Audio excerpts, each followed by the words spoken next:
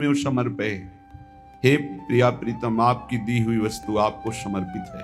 हम नहीं संभाल पा रहे, हम इन्हें गंदा कर रहे हैं, तन को, मन को, इंद्रियों को, प्राणों को, अहम को दूषित कर रहे हैं। हम नहीं संभाल पा रहे आपकी धरोहर, तो आपकी दी हुई वस्तु आपको समर्पित कर रहे हैं। अब जैसा चाहो आप बर्ताव करो। सौंप दिए मन प्राण तुम्ही को, सौंप दिए ममता अभिमान। जब जैसे जी चाहे बरतो, अपनी वस्तु सर्वथा मान।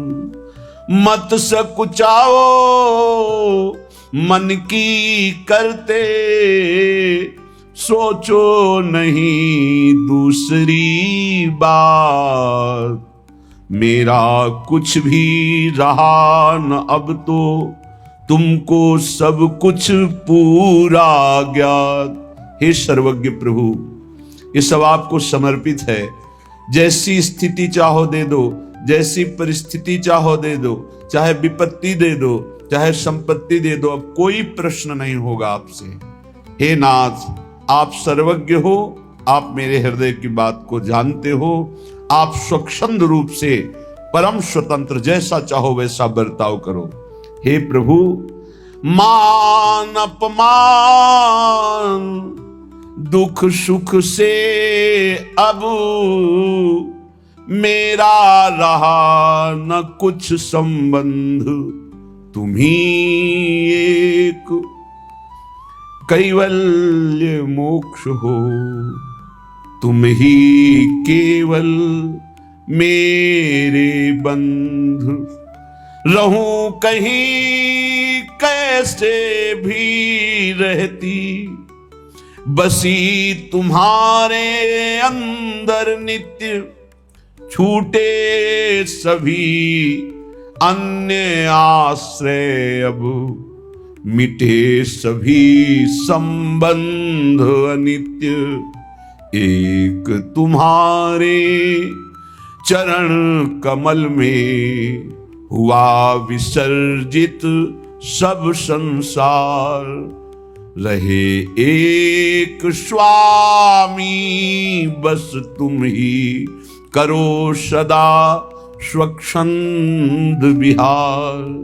हे स्वामी, एकमात्र आप ही अब मेरे तन मन प्राण अहंकार सर्वस्व के स्वामी हो। जैसा चाहो आप व्यवहार करो। मुझे मान से कोई संबंध नहीं, अपमान से संबंध नहीं, किसी से कोई ममता नहीं। एकमात्र बस आपके चरणों से संबंध है। इसका फल क्या होता है? इसका फल होता है छूटे सभी अन्य आश्रय, अन्य चिंतन, अन्य आश्रय, अन्य भाव छूट गया और बसी तुम्हारे अंदर नित्य। प्रभु के अंतर में हमारा स्थान बन गया और प्रभु हमारे अंतर में खेल करने लगे। जब तक किंचन मात्र भी हमारा अपनापन मन से, इंद्री से, अहम से, तन के संबंधियों से, भोगों से, तब तक लीला का प्रादुर्भाव नहीं होता। और जब सर्वस्व समर्पित, अहम शून्य, कहीं किसी में कोई अपनी अहमता ममता नहीं, तो आगे एक अद्भुत स्थिति का वर्णन करते हैं। अब जब सब समर्पित हो गया तो प्रभु देख रहे हैं, नित्य निरंतर स्मृति अबाध और अखंड हो गई। क्योंकि हमारा भजन तभी टूटता है जब किसी वस्तु, व्यक्ति, स्थान में अपनापन होता है। देख लीजिए, जहां अपनापन होगा वहां बिगड़ने पर द्वेष हो जाएगा। अपनापन को राग कहते हैं। राग और द्वेष दो ही चिंतन के हमारे विषय बनते हैं अंदर में। और जब किसी से अपनापन नहीं तो परायापन नहीं, राग नहीं तो द्वेष नहीं, तो अपने आप निर्द्वंद भजन होता है। जब भजन होता है निर्द्वंद, तो ऐसी आनंद की स्थिति होती कि अपने आप स्वरूप बोध होने लगता है। प्रसन्न आत्मा को स्वरूप बोध होता है, अखंड प्रसन्नता, उसी में अपने स्वरूप का बोध होता है। और ये सब एक क्षण में हो जाता है। इसके लिए कोई तिथि तारीख जन्म जन्म लग जाए और कृपा हो जाए तो एक क्षण में स्वरूप बोध हो जाए। जहां प्रभु को पूर्ण समर्पण, पूर्ण ममता प्रभु के चरणों में, तो लीला का प्रादुर्भाव हो गया। अंतर में हो रहा खेल अति मधुर विलक्षण, बाहर कैसे दिखे वह निशब्द अलक्षण। ऐसे समर्पित उपासक के हृदय में एक विलक्षण खेल हो रहा है। हृदय में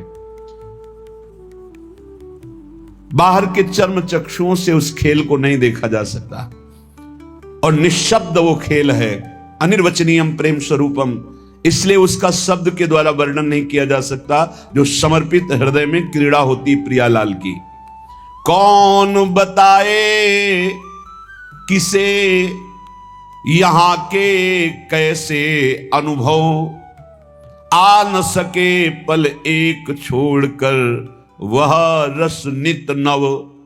ऐसा नित्य नवीन नवीन रस विलास हृदय में प्रिया प्रीतम का होता है कि उसको बताने की फुर्सत ही नहीं। कौन रस बाढ़े जहां बोली वो ये भार रही, क्योंकि नवम नवम रस के रसास्वादन में एक एक वृत्ति फंस गई। प्रभु के रूप, प्रभु की लीला, प्रभु के गुण, नव नवायमान रूप, कैसे वो वर्णन करे। वर्णन करने के लिए एक स्थायी रूप चाहिए, पर वो नव नवायमान रूप तो कैसे वर्णन करे, और फिर आवे तो कैसे आवे उसको छोड़कर जो नव नव रस का रसास्वादन कर रहा है। कौन बताए, किसको बताए और कैसे बताए। बाहर आते समय रोक देती वह लीला, भीतर ही है रमा रही वो चारु सुशीला। अद्भुत प्रभु की लीला बाहर व्यवहार में व्यक्ति उतरना चाहती, पर वहीं डूब जाती, फिर डूब जाती, फिर लीला में डूब जाती है। अंतर में ऐसा अद्भुत रस बरसता है कि बाहर आने की हिम्मत ही नहीं रह जाती, बहिर्मुख होने की हिम्मत ही नहीं रह जाती। उस लीला का त्याग बड़ा ही कठिन असंभव, इसीलिए बन रहा नहीं बाहर कुछ संभव। चलती लीला ललित अपरमित नित नव नूतन, कुसुम सरोवर ही क्यों अगणित सर निकुंजवन। अद्भुत अद्भुत सरोवर, अद्भुत अद्भुत निकुंजों में हमारे प्रियालाल ऐसी अद्भुत लीला कर रहे, और वो सब हृदय में हो रही है। वो संपूर्ण समर्पित उपासक उस लीला रस में छका हुआ। मधुर मनोहर सुधामयी लीला नित होती, जगी उसी में वृत्ति बाह्य जग में वह सोती। बाहर क्रियाएं होते हुए भी वो निष्क्रिय है, व्यवहार में होते हुए भी उस व्यवहार रहित है। कर्म में अकर्म और अकर्म में कर्म, अद्भुत स्थिति। बाह्य जगत से वो सोता हुआ सा दिखाई देता, लेकिन अंतर में लीला चल रही है। मन इंद्री सब अंग बुद्धि उसमें ही तन्मय हुए, इसी से बाह्य बुद्धि के कार्य सभी लय। देह शुद्धि का विस्मरण, पर देह के संपूर्ण कार्य यथावत वैसे ही होना, ये सामर्थ्य है भगवत लीला की। ये तब प्रकाशित होती है जब उपासक का हृदय पूर्ण समर्पित हो जाता है। इस लीला आनंद से बढ़कर के कोई आनंद नहीं है। भगवदानंद का जो तारतम्य वर्णन करते हैं शास्त्र हमारे, पहली बात तो ये कहते हैं कि कोई भी कुछ भी करता है तो अपने सुख के लिए करता है, हमें सुख प्राप्त हो इसलिए, वो किसी और के लिए नहीं करता। नावा अरे पत्यु कामाय पति प्रियो भवति, आत्मनस्तु कामाय पति प्रियो भवति। नावा अरे जायायै कामाय जाया प्रिया भवति, आत्मनस्तु कामाय जाया प्रिया भवति। उपनिषद अर्थात वेद ऐसा कहते हैं, यहां परस्पर जो प्रीति है वो अपने सुख के लिए है, कोई किसी के सुख के लिए प्यार नहीं करता। जैसे नावा अरे पत्यु कामाय पति प्रियो भवति, अगर पत्नी पति से प्रीति करती है तो अपने सुख के प्रयोजन से करती है, पति के सुख का लक्ष्य नहीं होता। नावा अरे पत्यु कामाय पति प्रियो भवति, वो पति को प्यार करती है तो अपने सुख के लिए करती है। ऐसे ही आत्मनस्तु कामाय पति प्रियो भवति, यदि पति पत्नी से प्यार करता है तो अपने सुख के लिए करता है। जहां अपने सुख में बाधा हुई वहां कोई प्यार दिखाई नहीं देगा।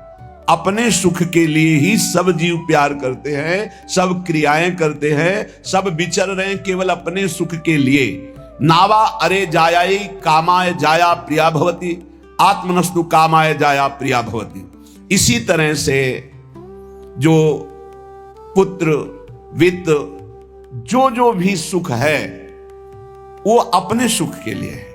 हमें सुख मिलता है इसलिए हमें पुत्र प्रिय है, पुत्री प्रिय है, धन प्रिय है, मकान प्रिय है, हमें सुख मिलता है। जिस दिन हमें सुख मिलना बंद हो गया हमारा प्यार कहीं नहीं रह जाएगा।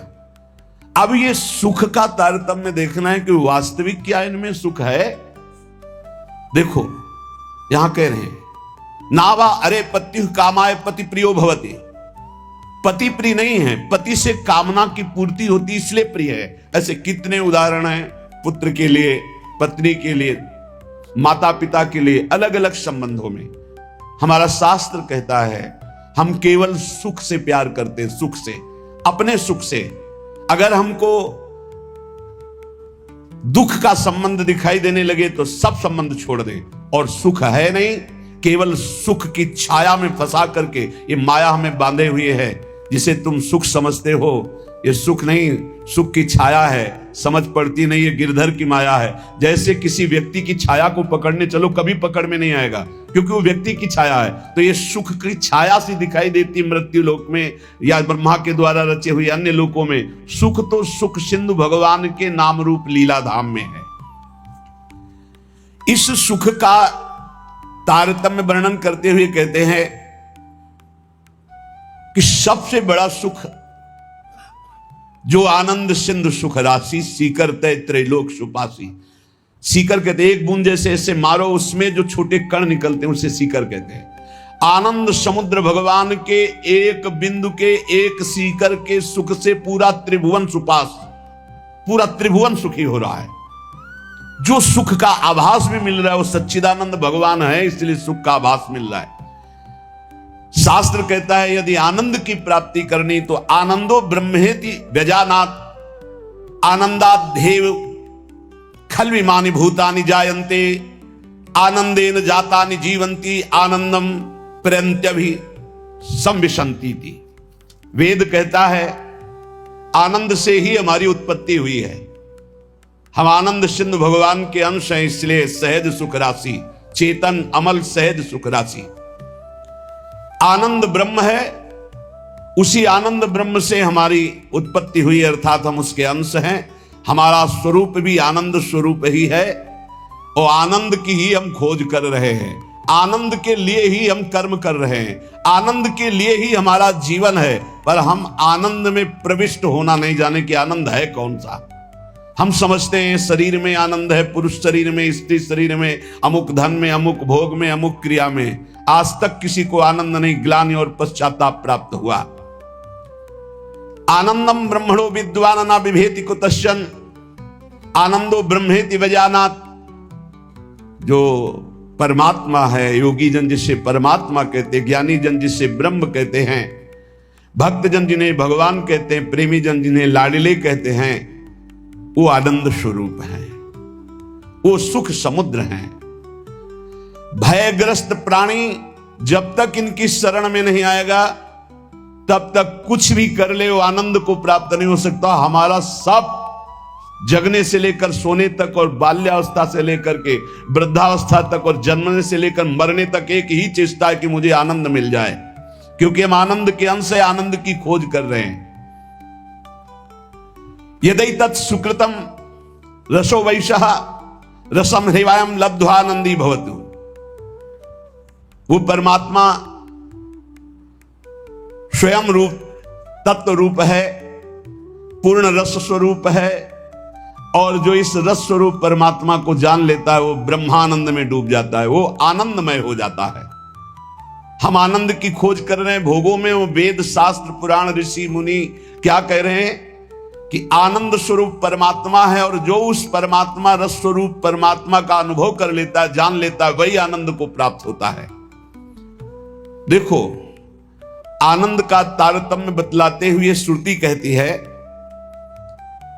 इस मृत्यु लोक में युवावस्था हो, जवान शरीर हो, श्रेष्ठ आचरण हो, वैदिक सिद्धांतों को जानने वाला हो, अपनी इंद्रियों के शासन में कुशल हो, सफल कर्मण्यता हो, शरीर में कोई रोग न हो, बड़ा सुंदर हो, बलवान हो, खूब सुदृढ़ शरीर हो, धन संपत्ति हो, मनमानी भोगानंद प्राप्त करने के लिए सुंदर हर वस्तु उसके पास हो, सुंदर स्त्री, वैभव, हर सब कुछ। इसे कहते हैं एक मानुषानंद, मृत्यु लोक का। सुनते जाना, इसे कहते हैं मानुषानंद। और जब कोई उत्तम कर्म करता है, शुभ कर्म करता है, तो उत्तम कर्म करके वो गंधर्व योनि को प्राप्त होता है, उसको मनुष्य गंधर्व कहते हैं। इस मनुष्य गंधर्व को मानुषानंद से 100 गुना बढ़कर आनंद प्राप्त होता है। मानुषानंद समझा? वैदिक सिद्धांत को जानने वाला, युवावस्था, सुंदर शरीर, रोग रहित और अपार धन संपत्ति, सुंदरियां, सब सुख मृत्यु लोक का। कोई सुख ऐसा नहीं कि उसके पास ना हो, उसे कहते हैं मानुषानंद। उस मानुषानंद से उत्तम कर्म करके जो गंधर्व योनि को प्राप्त हुआ, उसे मनुष्य गंधर्व कहते हैं। उस मानुष गंधर्व को मानुषानंद से 100 गुना बढ़कर सुख मिलता है, मानुष गंधर्व को। और उस मनुष्य गंधर्व के आनंद से 100 गुना बढ़कर के देव गंधर्व, जो देवता गंधर्व रूप में ये साधन करके गंधर्व बना, 100 गुना मानुषानंद से बढ़कर। और उस मनुष्य गंधर्व से देव गंधर्व को 100 गुना बढ़कर के, ये देव जाति स्वयं प्रकट हुए गंधर्व योनि में, इस आनंद का 100 गुना आनंद बढ़ करके पितृलोक में जो वास करते हैं, पितरों को, उनसे 100 गुना आनंद जो स्मृति शास्त्रोक्त कर्मों का आचरण करके, यज्ञ आदि करके उसके फलस्वरूप देवता बने, उन्हें अजानज देवता कहते हैं। पितरों से 100 गुना आनंद बढ़ करके अजानज देवता को प्राप्त होता है, और अजानज देवता से बढ़कर 100 गुना देवताओं को आनंद प्राप्त होता है, जो देव योनि में सीधे प्रकट हुए हैं। इनका 100 गुना आनंद बढ़कर के वसु को प्राप्त होता है। देवताओं से भी 100 गुना बढ़कर आनंद वसु को, वसु से भी 100 गुना आदित्यों को, नित्य देवता। इनसे आदित्यों से 100 गुना बढ़कर के आनंद इंद्र का। देखो कितना तारतम्य है आनंद का। और इंद्र के आनंद से 100 गुना आनंद बढ़कर के बृहस्पति जी का, बृहस्पति जी के आनंद से 100 गुना आनंद बढ़कर के प्रजापतियों का, दक्ष प्रजापति आदि। ऐसे प्रजापतियों के 100 गुना आनंद बढ़कर के परमेष्ठी पद, ब्रह्मा के पद में। और जिनको ब्रह्मलोक तक कहीं आसक्ति नहीं है, ऐसे जो ब्रह्मनिष्ठ श्रोत्रीय महापुरुष हैं, उनके उस अखंडानंद का तो वर्णन ही नहीं किया जा सकता, जिसे मोक्ष सुख कहते हैं। इस प्रकार सर्वोपरि हुआ ब्रह्मानंद, जो ब्रह्म सुख परमेष्ठी पद है, उससे भी कई गुना बढ़कर के ब्रह्मानंद है, सर्वोपरि आया ब्रह्मानंद। अब कह रहे हैं, ध्यान से सुनना, ब्रह्मानंदो भवेद देशो चेत परार्ध गुणी कृतः नैति भक्त सुखाम बोधई परमाणु तुलामपि। परार्ध कहते हैं एक के ऊपर 17 शून्य लगावे, एक लिखे और 17 शून्य लगावे तो जो संख्या बनती है उसे परार्ध कहते हैं। अगर ब्रह्मानंद में 1 और 17 शून्य लिख करके गुणा किया जाए, मानुषानंद से 100 गुना 100 गुना 100 गुना 100 गुना ऐसे बढ़ते आए, तो सबसे बड़ा सुख हुआ परमेष्ठी पद ब्रह्मा का। और ब्रह्मा से अनंत गुना बढ़कर सुख हुआ ब्रह्मानंद, मोक्ष सुख। और उसमें परार्ध गुणी कृतः, 1 लिख करके 17 शून्य लगा करके ब्रह्मानंद में गुणा किया जाए, तो प्रिया प्रीतम के प्रेम रस के आगे वो कुछ नहीं है। कह रहे हैं परमाणु तुला में, परमाणु बहुत छोटी वस्तु थी, प्रिया प्रीतम के प्रेम भक्ति के आगे जो सुख मिलता है, उस सुख के आगे ब्रह्मानंद में 1 लिखकर 17 शून्य लगाकर परार्ध का गुणा किया जाए तो जो संख्या आएगी वो प्रेम रस के आगे कुछ नहीं, परमाणु के समान भी नहीं। इतना अपार सुख प्रिया प्रीतम के प्रेम में है। हम प्रिया प्रीतम के प्रेम के उपासक मानुषानंद में ही फेल हो रहे हैं। गंधर्वानंद, अजानज देवता, देवता वसु, आदित्य, फिर देवराज इंद्र, बृहस्पति, प्रजापति, ब्रह्मा का सुख, और फिर ब्रह्मानंद, और फिर ब्रह्मानंद से भी परार्ध गुणीकृता। ये प्रिया प्रीतम का प्रेम वो परमाणु तुल्य भी नहीं है। ऐसे प्रिया प्रीतम के भजन के लिए, प्रेम के लिए हम मानुष सुख में अपना भजन छोड़ देते हैं। हमारी क्या स्थिति है? इसलिए उपासक को चाहिए कि अखिल विकार शून्या नित्यानंदमयी, भोग त्याग समर्पितात्मा, अचिंत्यानंद दिव्य परमानंद स्वरूपा प्रीति पराकाष्ठा, स्वसुखानुसंधान कल्पना लेस शून्या, श्याम विदुवदन चकोरी, श्री कृष्ण मनोमनस्विनी, श्री कृष्ण प्राण प्राणा, ऋषि मुनि मना कर्षक चित्ताकर्षणी, श्री कृष्ण हृदया, श्री कृष्ण जीवना, श्री कृष्ण स्मृति रूपा, श्री कृष्ण सुखैक मना, श्री कृष्णानंद प्रवर्धनी, श्री कृष्ण प्राणाधिदेवी, श्री कृष्णा आराध्या, श्री कृष्णा आराधिका, नित्य कृष्णानुकूल्यमयी, श्री कृष्ण प्रेम तरंगिणी, श्री कृष्णार्पित मनोबुद्धिर, श्री कृष्ण सेवामयी, श्री कृष्णास्या, श्री कृष्णाश्रिता, श्री कृष्ण कीर्ति ध्वजा, श्री कृष्णात्म स्वरूपा, श्री लाडली जी की उपासना में अपना अस्तित्व मिटाना होता है। जिसे ब्रह्मानंद की भी चाह का त्याग हो जाता है वो प्रिया प्रेम को प्राप्त होता है। इसलिए उपासक को चाहिए कि पहले अपना लक्ष्य दृढ़ करे। जीवन का चरम और परम लक्ष्य एकमात्र भगवत प्रेम, भगवान की प्राप्ति। ध्यान दीजिए, प्रियालाल की उपासना में सबसे पहले उपासक को दृढ़ निश्चय करना है। आशा बंधा, दृढ़ आशा, इसी जन्म में मुझे प्रियालाल का प्रेम प्राप्त होगा, इसी जन्म में हम प्रियालाल को प्राप्त होंगे, पक्का। बुद्धि केवल प्रियालाल के विषय में ही विचार करे। जीवन भर हमारा एक ही कार्य है साधना का, मय्येव मन आधत्स्व मयि बुद्धि निवेश है। प्रियालाल में मन लगाना है, प्रियालाल में बुद्धि लगानी। बुद्धि का काम है निश्चय करना, मन का काम है संकल्प विकल्प करना। अब निश्चय तो हमारा दृढ़ हो गया।